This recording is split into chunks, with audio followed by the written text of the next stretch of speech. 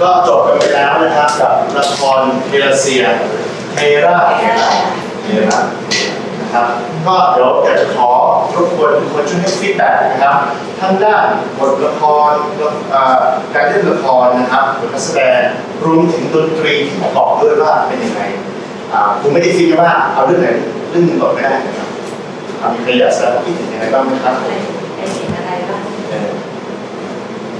ชอบดนตรีตอนที่เข้ามาในร้านที่บุษบกครับเพราะว่าอะไรครับมีไหมมันด้วยความที่วัดไปดูเป็นวัดของภาคเหนือแล้วก็เพลงมันใช้เครื่องดนตรีล้านนาอะไรอย่างเงี้ยค่ะ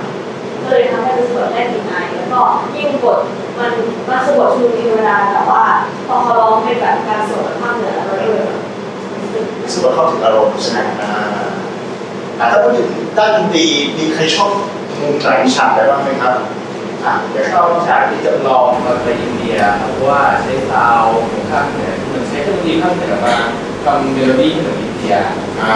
โอเคอันนี้เพราะว่าเขารู้นะครับว่าความจริงเราไม่ได้ใช้เครื่องดนตรีอินเดียนะฮะเราใช้เครื่องดนตรีภาคเหนือแต่เรามาใช้ modification หรือใช้สเกลบางอย่างช่วยทำให้มันมีกลิ่นอายของความเป็นอินเดียนั่นก็สามารถเสริมฉากได้นะครับดีมากครับมีใครอีกไหมครับผม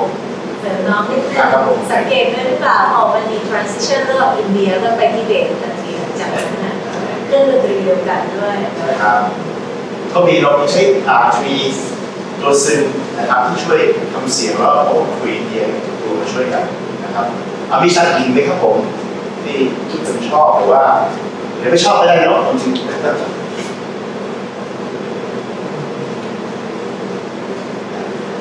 ตั้งคำถามใหม่ว่าคิดว่าดนตรีที่อยู่ในละครเรื่องนี้ทำหน้าที่อะไรบ้างตัวเองที่ตัวช่วยแล้วก็เหมือนมันจะมีช่วงนึงที่เป็นตอบคำถามอะค่ะโดยที่เราไม่จำเป็นจะต้องใช้คำพูดแต่เราใช้การเคาะเครื่องดนตรีเพื่อตอบคำถามว่าใช่หรือไม่แล้วก็ดนตรีมันเหมือนเป็นตัวเขาเรียกอะไรเหมือนเป็นตัวจูงให้เรื่องในแต่ละช่วงเนี่ยมันควรมีมูลอารมณ์ประมาณไหนแต่ก็มีบรรยากาศแบบนี้โอ้น่าสนใจมากครับคือจริงที่พูดคำว่าดนตรีเนี่ยไม่จำเป็นต้องเป็นเมโลดี้ก็ได้เนาะแต่เป็นเสียงที่เกิดขึ้นมา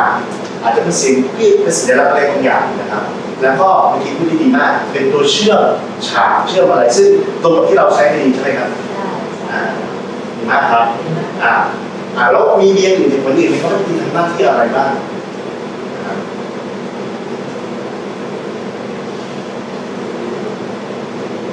ชอบฉากไหนก็ได้ที่ช่วยแล้วนะครับชอบเรื่องจังหวะจังหวะยังไงครับจังหวะยังไงเพราะว่ามีหลายฉากที่แบบจังหวะที่มันเพิ่มความเร็วและทำให้เรารู้สึกแบบโลกในละครตื่นเต้นตื่นตาตื่นใจใช่ครับเยอะมากเลยที่เขาเรื่องใจจังหวะนะเสียงกลองใช่ไหมเสียงอะไรการเต้นของกลองความเร็วของกลองตาที่มันเปลี่ยนไปทำให้สเปซมันเปลี่ยนไปพอสเปซเปลี่ยนก็ทำให้คนเกิดอารมณ์ร่วมมากฉากนี้ต้องมีอะไรอยู่ที่แน่ๆเลยนะจะเป็นความน่ากลัวแม้แต่เสียงสล้ออีกนะเร็วขึ้นเลยรู้สึกมันต้องมีความเครียดอะไรเกิดขึ้นอันนี้ก็จะมีส่วนในละครที่เราพยายามที่จะแนะนำดนตรีต่างๆเนาะว่าเป็นยังไงบ้างนะครับมีใครอยากให้ฟังเสริมเรื่องดนตรีไหมครับผมว่ายังไงบ้างครับ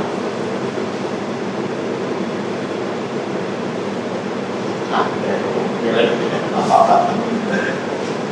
หรือก็เสริมได้นะครับอยากถามว่าแก่นเรื่องของเรื่องนี้เป็นอะไรคิดว่าเรื่องนี้พูดเรื่องอะไรมีอะไรที่เราแบบไม่จำได้ความเป็นความตายใช่มันจะมีแก่นเรื่องดูง่ายๆเลยเวลามันขึ้นมาบ่อยๆแล้วไอ้คำนั้นขึ้นมาบ่อยๆสังเกตได้ว่าความเป็นความตายมีกี่รูปแบบมีหลากหลายนะมีหลากหลายนะมีเรื่องความเชื่อที่เหมือนกันไหมไม่เหมือนด้วยศาสนาที่ไม่เหมือนกันอันนี้เชื่อมโยงนิดนึงโอเคนี้ดนตรีไม่เหมือนกันนะครับเสียงความเชื่อของศาสนาแต่ละที่ให้เสียงที่ไม่เหมือนกันเสียงแบบสาวุธเสียงแบบเมื่อกี้มีนอกเป็นซูฟีเรื่องซูฟีไหมซูฟีก็เป็นอิสลามประเภทหนึ่งนะครับซึ่งเวลาสร้างเสียงดนตรีขึ้นมาเนี่ยเราต้องทำเสียงแบบให้เป็นซูฟียังไงมันจะ represent อะไรทั้งจังหวะการเต้นอะไรทุกอย่างนะครับมิซูเป็นอิสลามที่เล่นดนตรีอิสลามที่มีดนตรีในทุกใจนะครับไม่แบบพอไปญี่ปุ่นก็มีแบบใช่ไหมดังนั้นเสียงดนตรีก็ทำหน้าที่เชื่อมต่อในเรื่องของหลักการต่างๆเชื่อมศาสนาเชื่อมบทละครแล้วก็รวมถึงสิ่งต่างๆที่ผมเขียนโครงเรื่องมาด้วยนะครับว่าจะทำยังไงให้เรื่องมันดำเนินต่อไปนะครับเพราะฉะนั้นเสียงดนตรีมีผลโดยเฉพาะในที่ในโดมิสิกแล้วมีผลอย่างมากที่จะทำให้ละครมันเดินต่อไปแต่จะไปเข้ากับบทละครอย่างที่พี่กบแล้วนะครับ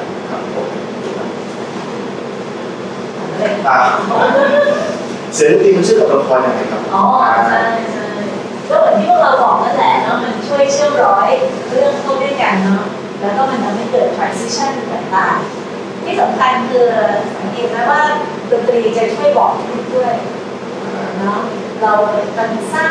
เซตติ้งให้เราเลยอะพอเราเดินตอนที่ผ่านจากนรสิงห์มาพวกได้ยินเสียงดนตรีก่อนเลยรู้เลยว่ากำลังเข้าสู่โลกที่เป็นล้านนาโบราณด้วยเนาะเสียงแบบสวยมาเลยเนาะหรือซูฟี่ตอนที่ระบำซูฟี่น่ะทำให้เราเหมือนแบบเข้าไปสู่โลกของมุสลิมทันทีเลยต่อให้ไม่รู้หรอกว่าซูฟี่คืออะไรแต่ดนตรีพาเราไปแล้วอะเนาะเราได้เดินทางไปทางที่ต่างๆ พูดในหลักวิทยาศาสตร์เสียงเป็นตัวเชื่อมระหว่างมิติของเวลาเราอาจจะไม่ต้องไปเรียนตรงนี้แต่เสียงมันทำให้เราคิดว่ามันคือประเทศนั้นนะครับรวมถึงเสียงเก่ายุคเก่าเสียงยุคใหม่มีผลหมดเลยเพราะว่าดนตรีมันเป็นศาสตร์ที่เรียกว่ามองไม่เห็นหรอกหลับตาได้แต่คุณรู้สึกได้ว่ามันมีที่ไหนมันข้ามมิติของเวลาไม่ได้และนั่นคือสิ่งที่ทำให้เชื่อมกับละครได้โดยที่เสือได้อย่างแบบโอ้โหแน่นๆนะครับ คือถ้าเกิดพูดถึงเรื่ององค์ประกอบของละคร6อย่างเนี่ยดนตรีเป็นหนึ่งองค์ประกอบซึ่งเป็นหนึ่งใน3ที่สร้างให้เกิดสไตล์ของละครขึ้นมานะเพราะคาแรคเตอร์ใช่ไหมคะแล้วก็อะไรกันนะเพราะคาแรคเตอร์อะไรกันทีนี้ความเป็นการมาดิชั่นแล้วก็ดนตรีนะคะเป็น3อันที่สร้างให้เกิดสไตล์เพราะฉะนั้นเนี่ยเราสไตล์ของละครเนี่ยจริงๆแล้วมันเป็นเรื่องของรูปแบบเนาะผู้กับเรื่องสไตล์แบบนี้เพื่อนำเสนอดังนั้นดนตรีจะเป็นส่วนที่ช่วยเรื่องสเปกเตอร์มากเลยอันนี้สิ่งที่ทำขึ้นมาต้องขึ้นอยู่กับละครที่เขียนขึ้นมาว่าต้องการธีมแบบไหนต้องการช่วงเวลาไหนที่เกิดขึ้นและดนตรีทำหน้าที่ตอบสนองกับบทกับโครงเรื่องต่างๆมีแต่ว่าดนตรีมันจะสร้างความเทนชั่นที่มันเกิดขึ้นมากกว่าที่เราเขียนเราอาจจะเขียนก็ต้องเป็นนี่เดียวแต่ความรู้สึกไม่มีไงสร้างความรู้สึกจากร่างกายมูฟเมนต์ได้แต่มันไม่รู้สึกเท่ากับเสียงที่เกิดขึ้นนะครับดนตรีก็เป็นผลักเสียงให้ตัวละครโดดเด่นขึ้นมาว่ามีอะไรนะครับอันนี้เป็นเขาเรียนวิชาโรมิสิกนะว่าเราเรียนดีกับประเทศอินเดียเกาหลีญี่ปุ่นจากที่ร็อกที่รักกันปุ๊บพอมันมาปรับใช้กับเข้าในตัวละครอะไรพวกนี้มันก็จะมี power ขึ้นมาทันทีจะเรียนไปนั่งท่องไปจำโน้ตไปมันไม่เกิดอะไรพอมันโปรดักชั่นปุ๊บมันจะเห็นทันทีว่าพลังของทีมันเกิดเยอะมากอันนี้ถามอาจารย์ดีกว่าเพราะว่าเห็นสมมติว่าเวลาอาจารย์สร้างสรรค์ไอ้ดนตรีพวกนี้ที่เป็นวงมิวสิกในละครเนี่ยค่ะอาจารย์ต้องดูต้องวิจัยระดับไหนได้สร้างออกมาได้แบบมีกลิ่นมีรสแบบนั้นอันนี้แน่นอนว่าหนึ่งต้องได้เป็นนะต้องเข้าใจถึงว่าเสียงของแต่ละที่ในทั่วโลกเป็นยังไงเหมือนภาษาเลยเราเข้าใจว่าคนนี้พูดภาษาอินเดียคนนี้พูดภาษาอังกฤษเราเข้าใจว่าอ๋อสำเนียงเป็นแบบนี้เรานับเอากลิ่นอายอย่างนั้นน่ะกลิ่นอายที่ว่าที่ผมคือว่ามันคือซีเลเมนต์ของดนตรีช้าๆกันเช่นอาจจะเป็นเรื่องของสเกลเรื่องของเครื่องดนตรีเรื่องของเช่นเครื่องตีเครื่องเป่าเครื่องสายเข้ามานำมาผสมประกอบอันไหนที่เสริมอารมณ์ได้ดีที่สุดอะไรที่เสริมจังหวะที่รวดเร็วอย่างที่น้องบอกเมื่อกี้ใช่ไหมก็นำมาประกอบได้แต่เพราะว่าจังหวะที่รวดเร็วเนี่ยต้องแบ่งประเภทอีกรวดเร็วแบบอินเดียรวดเร็วแบบไทยรวดเร็วแบบอะไรบริทิชอะไรก็ว่าไปมันก็จะมีความรวดเร็วในกลิ่นอายของเราประจำชาตินะแน่นอนว่าถ้าพี่ดูมีสื่อเยอะมากครับสังเกตในเรื่องนี้นะใช้หลายชาติมากถูกไหมเพราะฉะนั้นเราต้องเข้าใจว่าแต่ละชาติมีคาแรคเตอร์แบบไหนผมมองคนนี้ถ้าเป็นคนญี่ปุ่นคาแรคเตอร์แบบไหนมองคนไทยจะมีจิตใจความรู้สึกที่พูดแบบไหนอินเดียก็จะมีกลิ่นอายความเชื่อแบบไหนดึงแบบมาเสริมในตัวละครนี้เป็นเข้าใจไม่ได้โดยปกติแล้วแต่ละดนตรีแต่ละชาติมันจะมีเอกลักษณ์ของมันใช่ไหมคะอย่างเช่ ช่นไอ้ตัวทับล่างมันก็จะมีลักษณะการเล่นในแบบของมันใช่ทีนี้อย่างของอาจารย์มีเครื่องดนตรีไม่กี่ชิ้นเนี่ยเราไปเล่นได้แบบสารพัด อันนี้คือพูดตรงๆว่าเนื่องจากเรามีข้อจำกัดว่าเราไม่สามารถที่จะเอาเครื่องดนตรีวิชามาเล่นได้นะครับก็จะทำยังไงให้เครื่องดนตรีที่เรามีอยู่อย่างที่เราที่บอกว่าอะไรนะใช้เสียงดนตรีล้านนาแต่ทำเสียงแบบอะไรอินเดียใช่ไหมตอนที่ในหนังเนี่ยในละครเยอะมากเลยเนี่ยทำเสียงเปอร์เซียนชาวเปอร์เซียนเป็นเต้นซูฟีก็คือต้องจัดต่อแต่เขาก็พยายามดัดแปลงโมเลยครับเปลี่ยนสเกลยังไงให้เครื่องดนตรีทำได้เล่นได้สองสเกลเป็นล้านนาเนี่ยปั๊บปรับทีนี้เป็นเปอร์เซียนเป็นอินเดียก็ได้นะครับผมก็สอดแทรกจังหวะให้ทำไงได้ให้คล้ายมากที่สุดแต่ยังมีความเป็นไทยอันนี้จุดสำคัญเพราะอะไรเราไม่ได้เรียนแบบเขาแต่เราทำให้เกิดแนวความคิดของเราเองแต่ยังซัพพอร์ตในความเป็นคาแรคเตอร์ของตัวละครนั้นนะครับมันมีเรื่องของบทละครของเป็นลักษณะ อ๋อใช่ถ้าเราสังเกตนะเราคิดว่าในเนี้ยมันมีความเป็น key wise ยังไงบ้างในบทละครเนี่ยkey wise ก็คือการสร้างขึ้นมาเนาะในระหว่างกระบวนการทำงานก็เหมือนที่บอกว่าถ้าเป็นดนตรีก็ improvise เนาะแล้วก็แต่ว่าถ้าเป็นในฝ่ายละครเนี่ยเราจะ key wise ยังไงเราดึงเอลเมนต์อะไรเข้ามาแล้วมาเป็นเข้ามาอยู่ในบทที่มันเด่นมากโปรโมชั่นสำหรับตัวใช่เลยใช่ดูไหมว่าสองคนนี้เขาเป็นใครอ่ะคุณสโนว์โกะกับคุณรองเนี่ยคิดว่าเขาเป็นใครก็รองน่าจะเป็นนักท่องเที่ยวที่เป็นน่าจะเป็นเรื่องทำใช่เป็นคนหนึ่งค่ะใช่เขาเรียนที่มหาวิทยาลัยเรียนพุทธศาสนาแล้วก็เคยบวชเป็นพระพิเรกอะไรมาบวชให้ก็เลยมีประสบการณ์เป็นพิเรกนั่นเยอะและของสโนว์โกะเราคิดว่าเขาเป็นประสบการณ์เป็นนักแสดงเป็นอะไรนอกจากเป็นนักแสดงแล้วเป็นอะไรอีกเราเห็นอะไรเราก็อะไรนะเป็นนักแสดงโตอะไรเนาะโตเป็นแดนซ์ของญี่ปุ่นเนาะประเภทหนึ่งที่ใช้ร่างกายที่เกินความเป็นมนุษย์และใช้ทุกอนูของร่างกายเลยเราจะเห็นว่าท่ายากมากแต่ละท่าแล้วก็แบบบางทีค่ะต้องมีการเทรนอย่างเข้มข้นนะคะเดี๋ยวปีหน้าเราจะเชิญโกะนะไม่ได้สิเดือนหน้าเนี่ยจะเชิญโกะมาทำเวิร์กช็อปจริงพอผมมาเล่นดนตรีประกอบเราก็เริ่มให้เรียนรู้ศาสนาด้วยเข้าใจมันโตด้วยว่ามันไม่ใช่แค่การเล่นแบบผู้ชายที่ต้องมีจิตวิญญาณมีความเป็นตัวเพื่อนมันเยอะมากมันต้องมีสมาธิขั้นสูงแบบเป็นนะครับเนี่ยน่าสนใจเราพอนะครับแล้วบอกว่าเป็นครูสอนสมาธิด้วยแล้วก็ทำสมาธิหลายแบบเหมือนประสบการณ์เขาแหละที่เขาเล่าเป็นประสบการณ์ส่วนตัวของเขาที่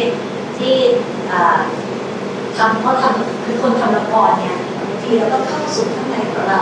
แล้วก็ค้นข้างในแล้วบางทีมันเกิดความเป็นความเป็นบางครั้งอันนี้เสริมผมบอกที่นี่ว่าละครนี้ได้เล่ามาเนี่ยเป็นเรื่องจริงนะมันเรื่องจริงจากประสบการณ์ของคนทั้งสองคนที่ผ่านความตายมาแล้วเป็นประสบอะไรต่างๆเห็นคนตายอะไรพวกก็ถึงมาเล่าให้ฟังได้ครับแล้วก็ในเรื่องก็ยังมีเรื่องเล็กๆน้อยๆที่อยู่ในนั้นด้วยนะเช่นเรื่องของยายบัวเขียวที่เป็นผู้หญิงตาบอดนะแล้วก็พวกเรารู้จักเมืองยูโนใช่ไหมคะที่เป็นเมียของร่มเนาะที่แบบเรื่องกินปลาไหลเผือกแล้วก็เมียหน้าก็ได้แล้วก็อันนี้ก็เอามาเป็นหนึ่งในนี้ถ้าเราพูดถึงเรื่องของความตายและมนุษย์เป็นการสอดแทรกประวัติศาสตร์อยู่ในบทละครด้วยทำให้บทละครมีน้ำหนักมากขึ้นแต่เรื่องนี้มันอยู่ได้เพราะว่าต้นฉบับของญี่ปุ่นมันมีเรื่องแผ่นดินไหวเขาพูดเรื่องแผ่นดินไหวพูดเลยดึงไปตรงนั้นนะแล้วมาขยายให้แผ่นดินไหวเราเชื่อมโยงกับเรื่องของความตายเรื่องของนรกสวรรค์เรื่องของไอ้นรกสวรรค์ใช่ไหมที่เป็นดีลงมาแล้วมันเห็นนรกทำที่หน้าอะไรอย่างเงี้ยแล้วก็เลยก็เหมือนกับการตระหนักรู้ว่าจริงๆแล้วมนุษย์เราก็ทำลายตัวเองนั่นแหละแล้วก็เราเรื่องที่เป็นเรื่องพิเศษอย่างหนึ่งคือว่าตอนแรกผมไม่รู้ว่าคุณนึกว่าเล่นตีแบบนั้นอยู่เลยการเป็นว่านักดนตรีการเป็นนักแสดงไปด้วย ซึ่งผมก็เซอร์ไพรส์ตอนแรกเฮ้ยตกใจคืออะไรแล้วทำไมผมก็เฮ้ยเราทำการเป็นนักแสดงที่ต้องท่องบทอะไรหรือเปล่าเลยนะทำมาเล่นดนตรีไปด้วยนะครับแต่นี่ก็เป็นข้อดีที่รู้สึกว่าเฮ้ยละครมันมีอะไรที่ไม่จำเป็นจะต้องระดับตลอดเวลาเมื่อก่อนนักดนตรีตลอดที่ว่าต้องได้ทำตลอดแต่ผมว่าเรื่องอาชีพเป็นส่วนหนึ่งไปด้วย นะคะเป็นคาแรคเตอร์หนึ่งของละครด้วย ถามคำถามด้วยนะครับเรื่องทุกอย่างเลยนะ เพราะเราจะสังเกตนะเวลาคำถามและแบบคำถามของทางทีไรคนดูจะรู้สึก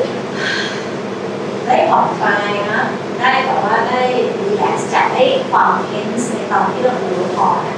ถ้าเป็นภาษาเป็นเราเรียกกันเป็นคอมิกดีลิฟเนาะเป็นจังหวะให้คนดูได้เบรกได้หายใจบ้าง ผมถามเราๆนี้ก็ร้อยแบบคำถามก็ยาวเลยนะช่วยทำให้เขาตระหนักรู้ว่าเขากำลังทำอะไรดีหรือถึงความตายที่เขาเป็นซึ่งผมว่าเป็นจุดหมายของวันนี้นะที่นั่นว่าจะทำยังไงนอกจากดูละครแล้วตัวเองอ่ะต้องมาถามตัวเองด้วยว่าสิ่งที่คุณทำมันเกี่ยวกับความตายทั้งหมด เหมือนคนดูก็ต้องวิ่งเข้าวิ่งออกนะเข้าไปดูตัวเองแล้วก็ออกหันออกไปดูคนอื่นออกไปดูละครแล้วก็หันกลับมาดูตัวเองจริงอาจารย์ดร.จิรพรก็เคยเป็นคณบดีที่เวสต์มอลล์ท่านก็ไปดูด้วยแล้วท่านก็บอกว่านี่คือ break เลยเรารู้จัก break นะรู้จักbreak ไหมคะโดยโฟม break ที่ทำคือเบรกเนี่ยเขาเป็นคนที่ทำเอพิกเทเตอร์เขาบอกว่าละครส่วนใหญ่เนี่ยโดยเฉพาะละครสมจริงเนี่ยทำให้คนดูเนี่ยเป็น passive audience ก็คือดูแล้วก็แบบเขาไม่กินแล้วผมร้องไห้ตามแต่เบรกบอกว่าไม่ได้คนดูควรจะต้องตื่นรู้ก็เลยบอกว่าหาวิธีที่ให้คนดูเป็น active audience โดยการที่ใช้เทคนิคต่างๆเขาเรียก animation นะก็ดูแบบว่านักแสดงสาธิตแสดงแบบสาธิตแต่ฉันเชื่อนี้ฉันจะเล่นเป็นคนนี้อะไรอย่างเงี้ยพอไปเล่นแล้วก็ค่อยกลับมาคุยคนนี้ต่อเนี่ยก็เป็นเจนเอลเมนต์ของเบรกเยอะมากเนาะหรืออะไรแบบเปลี่ยนเสื้อผ้าต่อหน้าคนดูใช่ไหมมีอะไรที่เราเห็นความเป็นเบรกที่ทำให้เรารู้เลยว่านี่คือละครไม่ควรอินไปกับมัน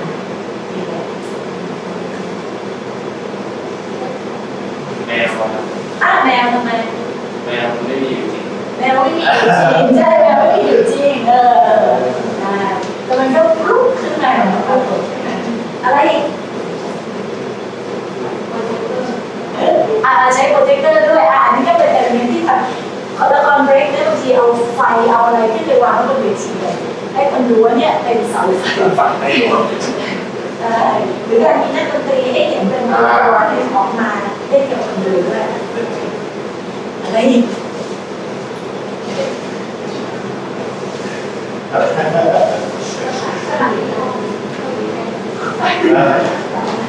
รขนาด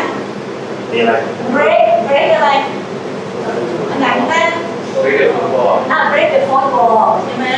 นี่เป็นศัพท์ละครหรือว่าละครใช่ไหมที่เราดูส่วนใหญ่จะมีแบบ3ด้านใช่ไหมคะคนดูเป็นหนังด้านที่4แล้วคนดูก็อินไป เรียกว่าอะไรนะชั้นที่ break the fourth wall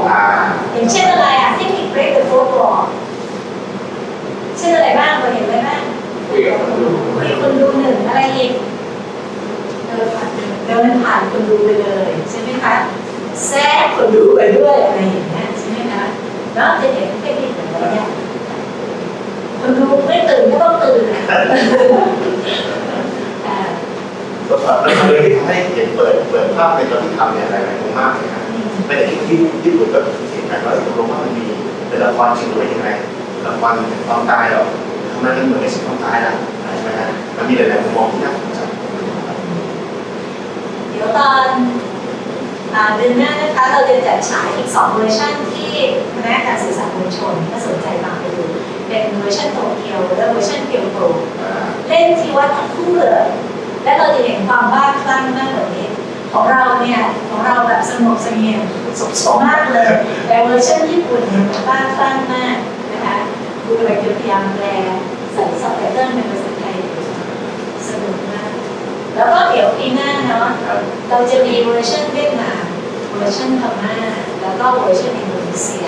แล้วเราจะเอาของเราเนี่ยไปเล่นที่อินโดนีเซียแบบเซาท์อีสต์เอเชียเลยฮะใช่เล่นรวมกันเลยเพราะว่าไอเดียก็คือเราเดินทางไม่ได้ต้องโควิด แต่ตัวละครเนี่ยเดินทางได้ตอนแรกก็คือมันเป็นเทราพอมันเป็นไทยเทราแล้วพอไปเรื่อยๆเราก็เลยตั้งเป็นกลุ่มเป็นเทราเซียรวมกันในเอเชีย เรามีให้มันรวมกันใช่ไหม ใช่ ครับ น่าจะเป็นเหมือนกัน ก็ฝากติดตามด้วยนะครับเราติดตามนะครับโอเควันนี้ก็ขอบคุณทุกคนมากที่อุตส่าห์มาชมนะครับก็ขอบคุณครับ